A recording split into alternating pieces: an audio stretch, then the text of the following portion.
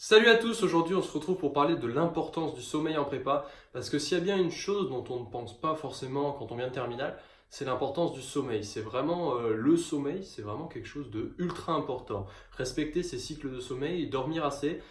J'ai presque parfois envie de dire que quand tu es fatigué parfois le soir, bon, après avoir travaillé bien sûr, entre faire une heure de travail en plus pour être au point et faire une heure de sommeil en plus sur ta nuit de 7 heures, je te conseillerais peut-être même de faire une heure de sommeil en plus plutôt qu'une heure de travail. Parce que vraiment, il y a un cercle vicieux auquel il faut penser et qu'il ne faut jamais oublier, c'est que c'est le sommeil qui va conditionner ton état physique du lendemain et qui va tout conditionner pour après. C'est-à-dire que si tu as bien dormi, tu vas arriver en cours le lendemain. Tu vas être reposé, en forme, efficace. Tu vas suivre le cours et tu vas comprendre le cours. Donc ça veut dire que le soir, tu passeras moins de temps à travailler.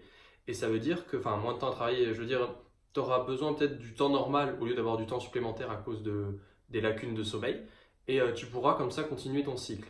Par contre, si tu travailles 2 heures plus tard, alors certes, tu es peut-être encore plus à jour que ce que tu aurais pu l'être le jour même, mais le lendemain, tu seras fatigué. Fatigué, tu seras moins efficace en cours. Donc le soir, ça va te demander encore plus de travail. Si ça te demande encore plus de travail, tu vas te coucher plus tard. Et peut-être que ce plus tard, ça va atteindre les heures que tu t'es fait la veille avec tes 2 heures de travail supplémentaires. Genre, je veux dire, tu vois, le travail que tu as rentré par exemple en 2 heures la veille et tu as fait 2 heures de plus pour être au top, bah, tu vas le faire en 4 heures.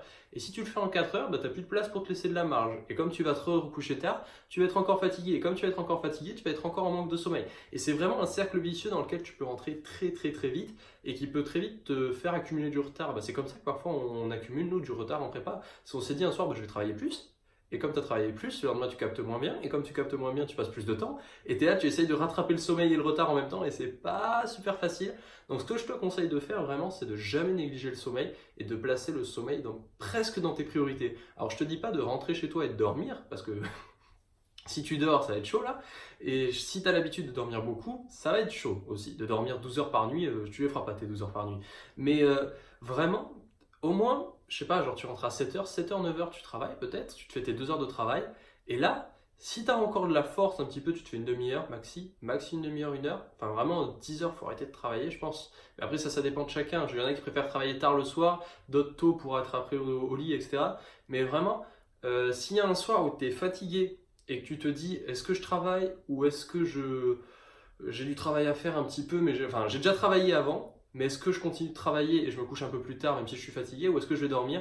La solution que je te conseille vraiment, c'est de dormir, parce que même si tu n'as pas fait tes 3 quarts d'heure de travail là, eh bien certes ils vont s'accumuler le lendemain, mais il vaut mieux que tu sois efficace dans la journée, comme ça tu n'auras pas de lacunes sur le travail de la journée et tu feras tes 3 quarts d'heure le lendemain.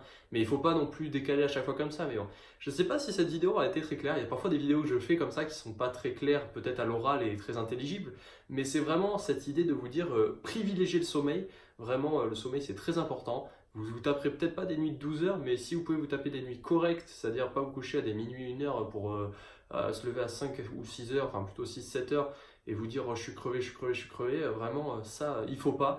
Donc je vous conseille vraiment de privilégier le sommeil sans oublier le travail. Je vous souhaite à tous de passer une bonne soirée, travaillez bien et on se retrouve demain. Ciao tout le monde.